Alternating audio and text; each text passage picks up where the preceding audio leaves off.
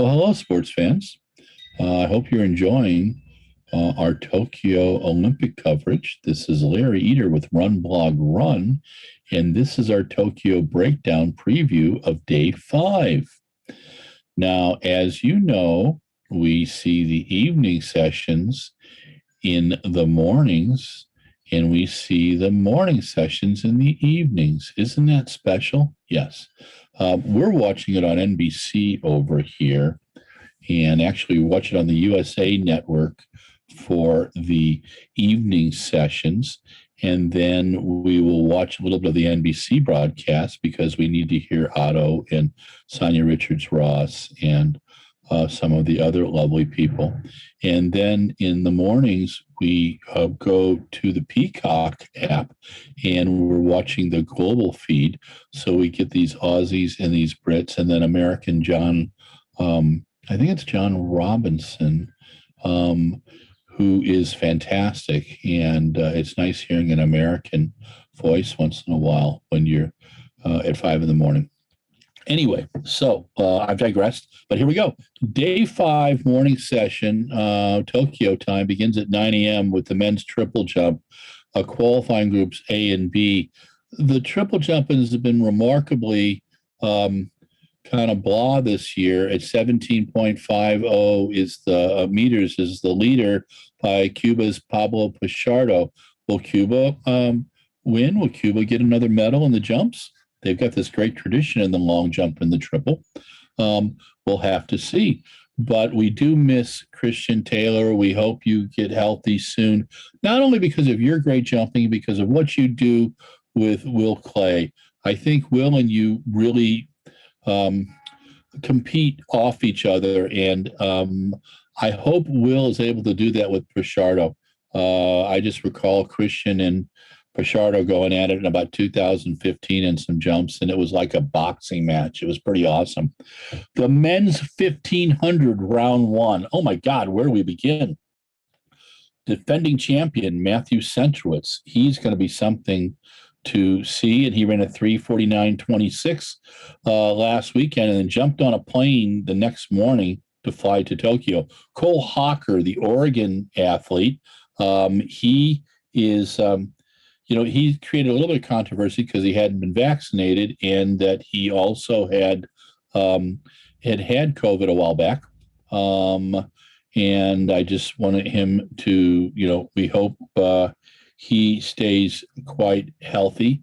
But you've got Nick Willis on his 5th time coming to the Olympics. And I'll tell you, Nick still gets the most underrated finish ever, 2016 Rio, that move from 6th to the bronze medal. It was pretty incredible. Timothy Chariot's going to be there. And what is Timothy going to do? It's going to be very interesting. Is he going to run a slow race? Is he going to run a hot race? Or fast race? The weather in Tokyo has been ungodly hot. There was torrential rains on the night of day 4, but the humidity is from my friends who are there right now, sounds like it was worse than Osaka in 2007. And Osaka was I was soaked constantly, and the athletes it was just craziness. So the men's 1500 round 1, what's it going to tell us? If there's anybody who's injured, if anybody's just running dumb. At 9:20, the women's javelin throw will begin. That's qualifying for Group A. At 9:45, the women's 400 round 1. That race is completely open. And on a certain level, I wish Shawnee Miller-Weebo would have run that again and defended her title, but she wanted to get a gold medal in a different event, which was the 200 meters. And she's been doing quite well. So we'll have an update to that later. At 10:30, the victory ceremony for the discus throw, won by Valerie Allman. What a performance. At 10:37, the victory ceremony for the men's 3,000. Soufiane El Bakale from Morocco gave Morocco its first gold medal in the steeple. A brilliant race. And Sufjan's been a tremendous athlete for such a long time. And what did he do this summer? He got a PB at the 1,500 meters. Steeplechase is not the place anymore for someone who's too slow for the 5 or the 10. The Americans and the top Europeans can compete at 1,500, 5,000, 10,000, 800.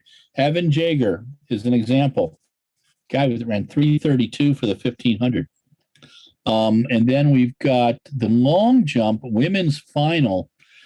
That's going to be fun. Brittany Reese. Yeah, I think Brittany is she's the long jump beast, and she's a lot of fun. She's a great interview. She's got this basketball attitude, and I really kind of like that. She's just a good person. She can turn off that competitiveness when she's off the track, but when she's on the track, she knows her stuff. She's got a long-term coaching relationship. I like that. She works on her speed. She works on her technical work. Malaika Mihambo. I think Malaika seems to be in shape, but we'll have to see. Jasmine Sawyer. Is Jasmine Sawyer's year with Lance Brauman, is that going to put her in a medal situation? I don't know. There's a lot of surprises. There's the 2 other Americans are going to be pretty incredible too, and there's going to be some surprises in the long jump. So we will have just to wait and see. And 50 local time, the women's B qualifying group in the javelin throw, and then 11:05 first round of the men's 200. It's going to be there are people besides the Americans that are going to be in there. Yes, Noah Lyles is there, but let's see what kind of surprises come from other places in the world. Is Adam Jamili going to be able to get into a medal position? His racing has been okay this year, not great. I just don't know. So we'll have to see. The Olympics brings out the best in a lot of people. At 12:20, 400 hurdles, men's final. Oh my God, that's going to be one of the best races of the entire Olympics. Karsten Warholm started out as a multi-eventer, as a decathlete. Then he got into the 400. Then he got into the 400 hurdles. I don't think there's a weak part of his race. Rai Benjamin, same thing. Rai has honed his skills. Rai's a fine 400 flat guy. He's a fine 400 intermediate hurdler. I think both of them could run under 145 for the 800, as Edwin Moses and Harold Schmid did too.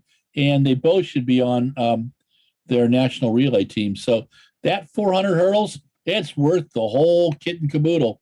It's going to be a great race. My gosh, I'm excited about that one. And then third place, I don't know. I mean, I think Dos Santos is pretty hot. I think Abdiraham Samba, I'm not sure what kind of shape he's in. I think Dos Santos is going to be our bronze medalist.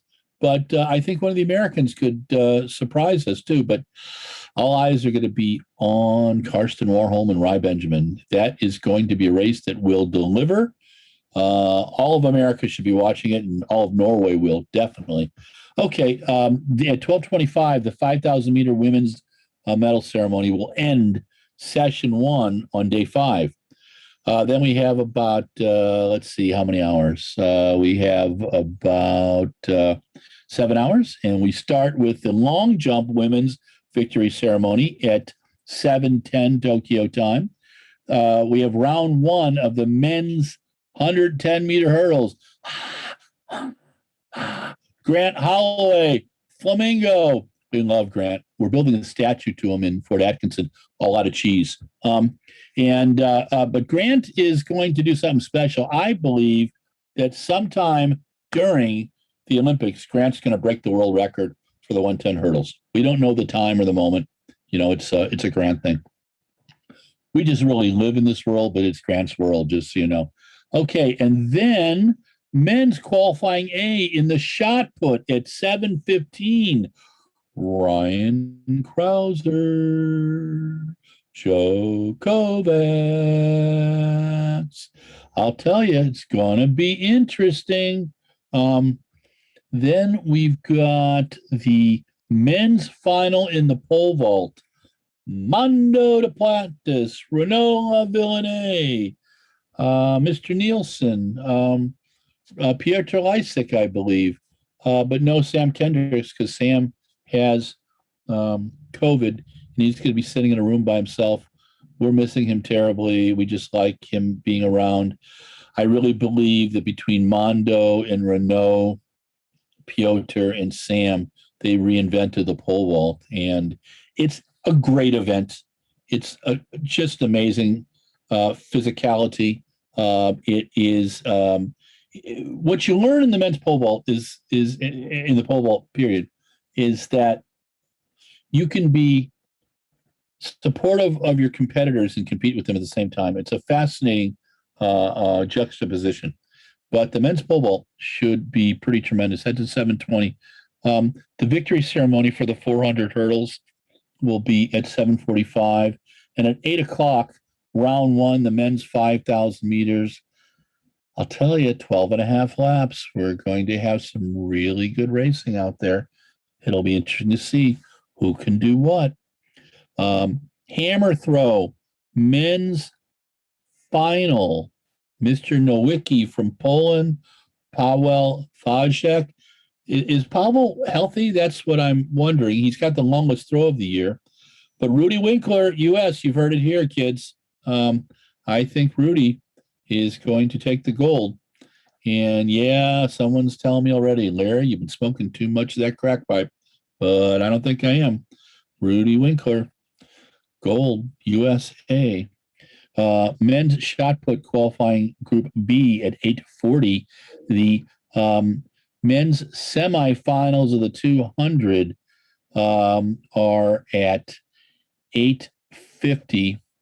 That's going to tell you the men from the boys. We're going to get 3 Americans into that final? I don't know. We could. We've got the talent. Can they handle the heat? That's my big concern. And then we've got 2 finals. Oh my gosh. We have the women's 800 final. Athing Mu. I'm going to tell you right now, I think Athing Mu can run. I think Athing Mu could beat Caster Semenya, which is a race I would pay to see. But I think that final is going to be, and Raven Rogers is a spoiler. Raven Rogers has got her shit together, and Raven Rogers is the one who 50 to go and no one's doing it. Athing's going to have to watch out. And then the final event of the evening, the women's 200 meters. Oh my God. How do you pick that one? Elaine Thompson. She was smoking this morning. Shelly Ann Fraser-Price, smoking this morning. Marie-Jose Talou, smoking this morning. Shawnee Miller-Weibo's been scaring the crap out of me because this is what she's doing. She's got that last 50 that no one can hold on to, but it's like she's pulling James Robinson's. Okay, that's an allusion to an American who made the 1984 team in the 800 meters. He had these great socks that were up to his, knees.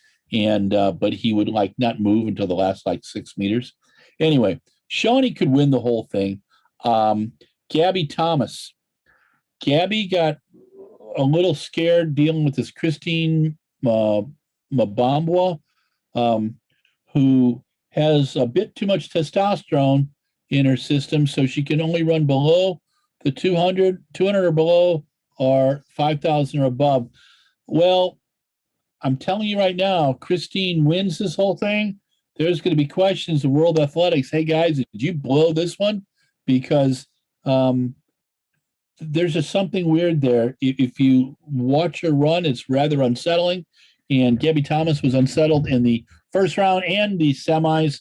I hope Gabby can put it all together. We lost Jenna Prandini in this thing, but this women's 800 or 200 meter final, which follows the women's 800 final. Kind of cool having 2 women's finals at the end of day 5, are going to be tremendous. The night of, which will be the morning for us, the night of day 5 is going to be incredible. Make sure you see it, okay? This is Larry Eder on the Tokyo Breakdown. That was the preview of day 5. Stay safe.